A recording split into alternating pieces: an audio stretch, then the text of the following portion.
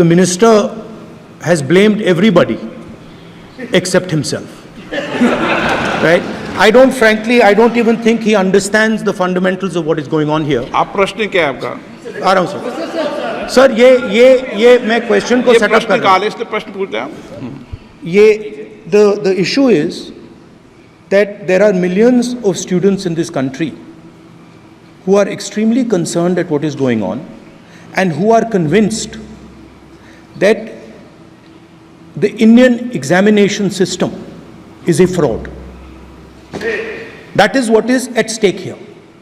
Millions of people believe that if you are rich and if you have money, you can buy the Indian examination system. And by the way, and this is the same feeling that the people in the opposition have. And that is why we are asking some very simple questions to Honorable Minister. Number one, as this is a systemic issue, what exactly are you doing to fix this issue at a systemic level? Yes. That's the first question. Okay, question में चल रहा है अभी। Please. अब मैं मंत्री जी मैं एक बार बोल दूं इस बात पे। चलो मंत्री जी आप शॉर्ट में जवाब दो, फिर मैं बोल ही देता हूं। आज आप शॉर्ट में जवाब देना। अध्यक्ष महोदय, मेरे जो शिक्षा है, मेरे जो संस्कार है, मेरे जो सामाजिक जीवन है, मेरे को मेरे राज्य की, मेरे सूबे की जनता की स्वीकृति मिली है। मैं किसी की, मेरे बौद्धिक और मेरे संस्कार की सर्टिफिकेट मेरे को सारी सदन में किसी से नहीं चाहिए। देश की प्रजातंत्र में चुन के मेरे नेता प्रधानमंत्री मोदी जी को प्रधानमंत्री की भूमिका दिया है। मैं उनकी निर्णय से यहाँ उत्तर दे रहा हूँ सदन को।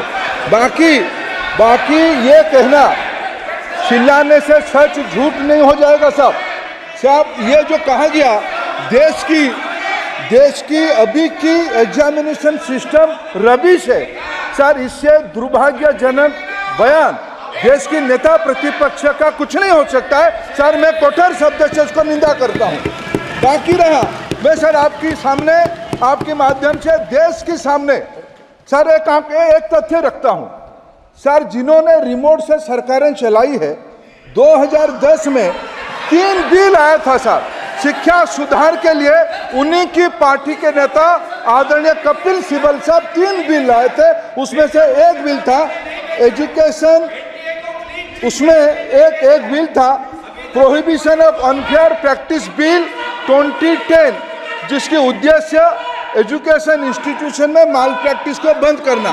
सर मेरे सरकार की हिम्मत है, अभी हमने पब्लिक एग्जामिनेशन की रेगुलरिटीज में बिल लाए, कानून बनाए। क्या मजबूरी था कांग्रेस पार्टी की, क्या मजबूरी था नेता प्रतिपक्ष की? उन्होंने उस बिल को उल्टा किया, किसके दबाव में उल्टा किया? क्या निजी मेडिकल कॉलेज की दबाव में, उनकी घूसखोरी की दबाव में उन्होंने उस बिल को उल्टा किया था। सच सुनने की सामने नहीं है ये।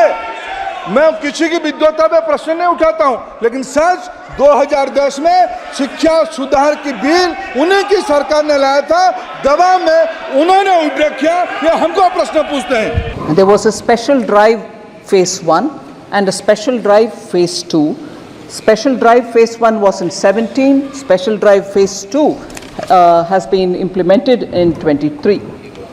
Till July of 24, that is this month, 15th, 6,294 applications for withdrawal have been filed before the various courts. Now, specifically on ease of doing business, a lot of steps have been taken, nearly 11 steps which have been given in the written reply. So, nearly 11 steps have been taken which were mentioned worthy, which are being specifically said in the reply. But most importantly, decriminalization of 63 major offences. एक minute माननीय सदस्य, बैठे बैठे प्रश्नकाल में नहीं बोला जाता है, टिप्पणी नहीं की जाती है, ठीक है ना माननीय मंत्री जी?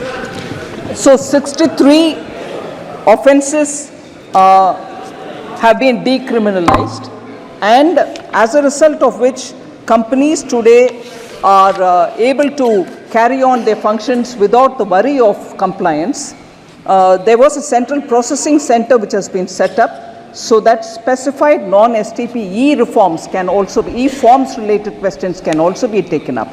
So the most important part of this is zero fee for incorporation has been brought in for companies with authorized capital of up to 15 lakhs, meaning small companies which have small capitals with which they start their business, there is no fee charged. These are as a matter of ease of doing business, other than simultaneously acting on reducing the pendency in the courts. Therefore, this question which relates to ease of doing business and also reduction of pendency has both sides on which the minister is trying to answer. So the most important question which Sri Jagadambika Pal raised about the SEBI, sir, I want to underline the fact that the reforms which have been brought by the SEBI, particularly in timelines which have been given for settlement of claims, is a remarkable step taken forward, and our markets have also been, and companies have also benefited from it. In fact, we are far ahead of the very many other countries where companies law, similar companies law operate. They are still not able to settle claims within even T+6, T+5 or T+4. We have even come to T+1, which is effectively being run today.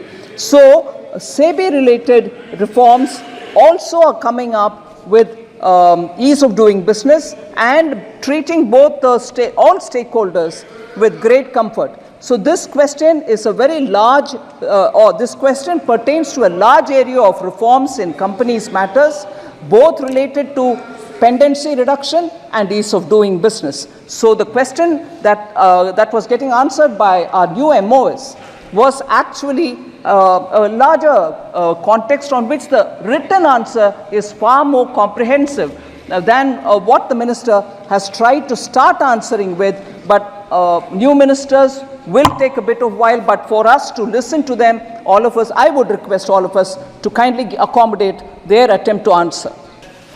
Shri Shashi Tharoor ji.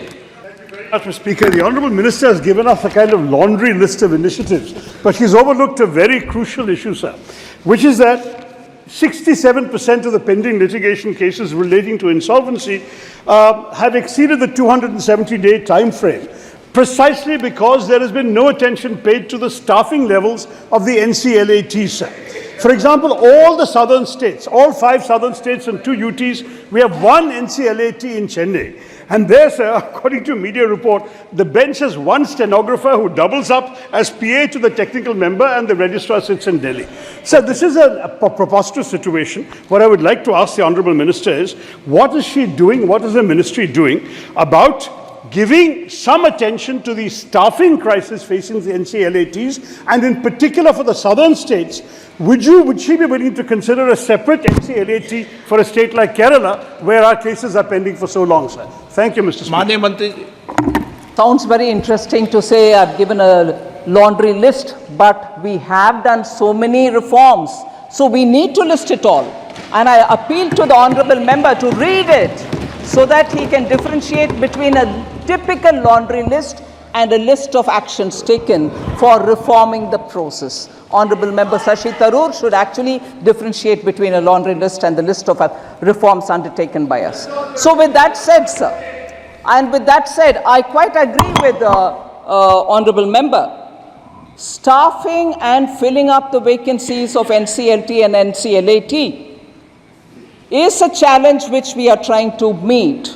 We are certainly conducting periodically interviews and also advertising for positions and working with the Supreme Court so that we get the right members to appoint them in the various company law tribunals. Yes, it is the truth that there is only one NCLAT, and that is located in Tamil Nadu. I'm sure for now at least, the southern states would find that it is not located in the north and it is in Chennai, and therefore for now at least NCLAT in Chennai would serve the purpose. However, I do appreciate that we need to have greater number of appellate tribunals, but this is not something which I can just do. Oh, sir, my mic is off. So it's not only the opposition members' mics which are getting off, even mine is off, if that satisfies you. So, but my answer is not complete. NCLT, both NCLT and NCLAT appointments are being taken up seriously by all of us. We are trying to fill it speedily. Let me assure the member that filling up these positions are happening with greater sense of urgency.